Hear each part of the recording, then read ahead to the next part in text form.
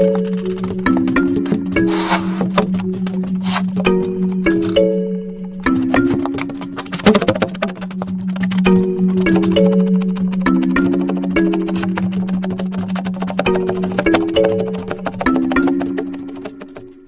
verdade é que, por exemplo, quando se fez uma retrospectiva dos alunos das classes de 58, 60, nos inícios de 60, a maior parte deles apresentaram trabalhos escolares.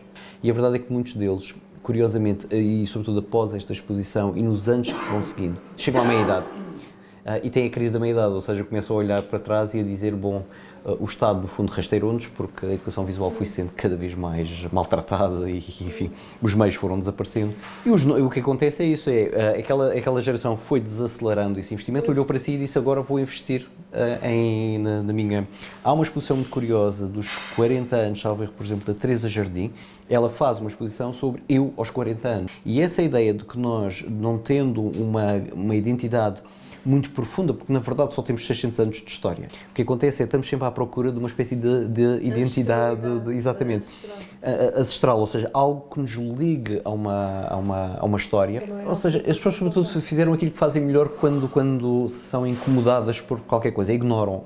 Aqui, o verdadeiro castigo aqui que nós praticamos é a ignorância pura e simples, ou seja, não falamos do elefante no meio da sala e temos algum jeito até para fazer isso.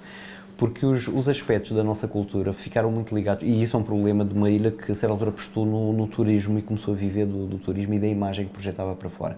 É que se confunde a certa altura identidade com etnografia.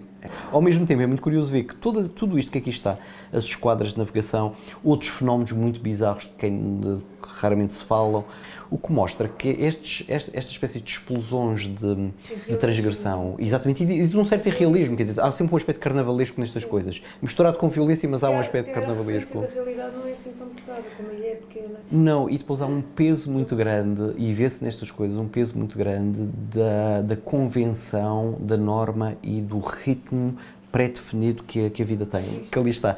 Tudo isto mostra que eu penso que algumas destas explosões enfim, um pouco surreais, tem a ver com o facto de, precisamente, há uma necessidade, a essa altura, de quebrar estes rituais infindos de fuga. E como a fuga... Muito constrangedores. Absolutamente. E como a fuga não pode ser para fora, é, de certa forma, uma fuga para dentro, para a imaginação, para o delírio. Precisamente sobre a morte foi o tema da tal exposição, foi polémico. Em 2014, eu quis fazer um ciclo. Eu quis fazer um ciclo onde se falasse sobre tudo isso, na necessidade que nós temos de ritualizar tudo e, sobretudo, de tornar tudo uma espécie de récita. A verdade é que, nesse momento, a própria história, etc., pela necessidade, inclusivamente, de se abrirem estradas, de se construírem coisas, reconstruírem coisas, a história foi bastante maltratada.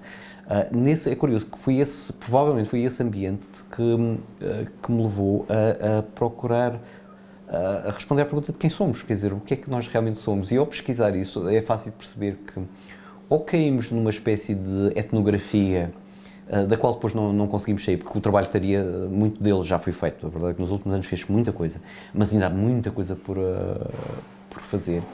A minha ideia era ser algo que tivesse um impacto hoje, ou seja, que me tentasse explicar um pouco, de uma forma muitas vezes irónica, mas interventiva, aquilo que nós somos hoje. E eu quis fazer nessa altura um conjunto de exposições, uma que se centrava sobre a morte e a crueldade que está subjacente muito a esta vida insular que não tem escape.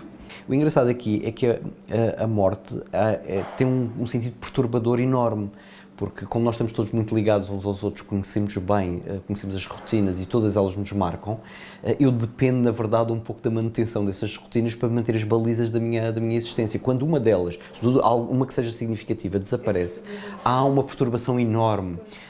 A apreciação é muito pouco, ou seja, não há crítica aqui.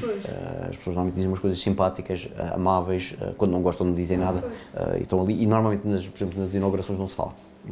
No trabalho que ali está. É quase como se fosse falta de educação estar a criticar as coisas. E há uma certa insolência que eu só me apercebi depois, quando o ciclo acabou, porque alguém disse realmente é preciso muito descaramento para pôr estas coisas na parede.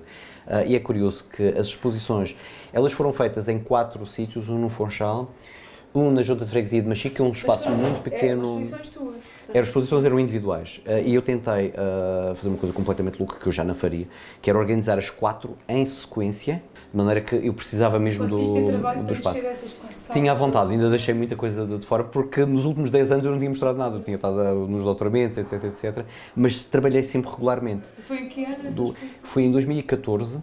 Na Junta de Freguesia era essencialmente um tríptico que era sobre a morte chamado o enterro do Anjinho, a morte dos miúdos, exatamente, e esta era quase a mais sarcástica de todas e a mais irónica, porque eram os insulantes, chamava-se a cartilha dos insulantes, ou seja, uma espécie de manual dos madeirenses, dos tipos madeirenses. Outras referências aqui que são sempre importantes para nós, é curioso, uma é a pintura flamenga, porque a grande pintura que a gente pode ver aqui é o Museu de Arte Sacra. Outras as gravuras que eram populares, ou seja, tudo aquilo que a gente podia considerar quase uma cultura de massas. E é curioso que essas referências aparecem e eu uso-as muito tempo, por outra razão muito peculiar, que também não interessa muito a muita gente, mas que a mim sempre me intrigou. A nossa modernidade não existiu. O que vem depois de moderno já é quase 30 ou 40 ou 50 anos depois. Então, é engraçado que as influências maiores que eu acabei por ter são de movimentos dos anos 30, 40, movimentos muito de resistência ao nazismo, etc., do expressionismo quase violento, porque era o que nos faltava. E aqui é a referência às duas figuras, os Franco. Continuam a ser duas figuras, não é para muita gente, é verdade, mas para a minha geração foi porque eles eram os únicos artistas madeirenses que tinham algum nível, que as pessoas tinham algum nível internacional, logo eram quase incontestáveis. Exato. Este era o tríptico do Milagre do Anjinho. O Anjinho está vestido de Moisés, porque o Moisés abandonado às águas, porque os que sobreviviam tinham tanta sorte quanto o Moisés, quer dizer, um pouco mais do que isso. E há uma coisa curiosa, que é as pessoas... e que foi muito mal entendido, a presença da comida é essencial, porque as crises da subsistência aqui eram constantes. A nossa ideia de felicidade até os anos 40 e 50 é isto que aqui está, era o Natal com a abundância. Esta era uma exposição relativamente pequena, esta da Récia das Vituárias era tal que era um friso contínuo e era uma espécie de ritualização da morte até acabar numa espécie de naturezas mortas que invocavam, depois só faziam sentido se fosse o que aqui está, vistas que aqui está. E estas imagens apareciam no início da exposição para lembrar que tudo o que aparece ali e que morre tem sempre o sentido de sacrifício e remete sempre para um sentido de sacrifício religioso. Isso mostra até que ponto o exercício dessa violência aqui é visto nestes momentos, ele é quase espontâneo, as mulheres têm uma responsabilidade enorme em todas as revoltas da Madeira, e as mulheres aqui aparecem nestas exposições sempre como, no fundo, a força motriz por detrás da reivindicação O engraçado é que a experiência que eu tinha é que os textos que acompanhavam estas exposições eram quase mais importantes que as ditas coisas das exposições. Não tem, eu tenho aqui os catálogos até em PDF, porque ninguém deu nada daquilo, nem ninguém se deu o trabalho de os ver.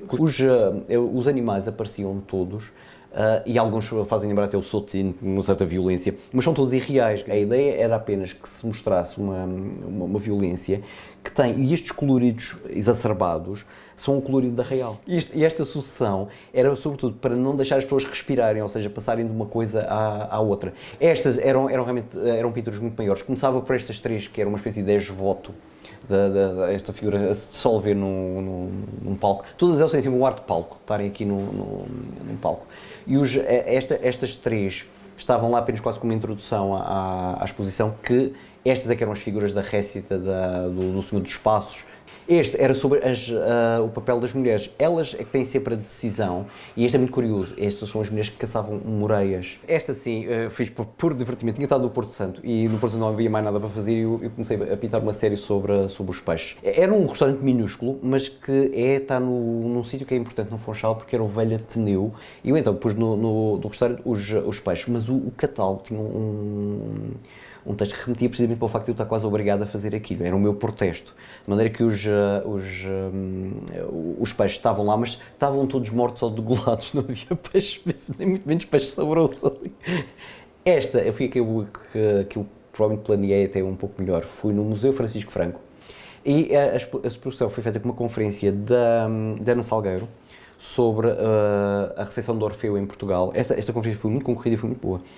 A galeria é tão pequena quanto isto, é este espaço que aqui está, É muito curioso que funciona quase como uma caverna.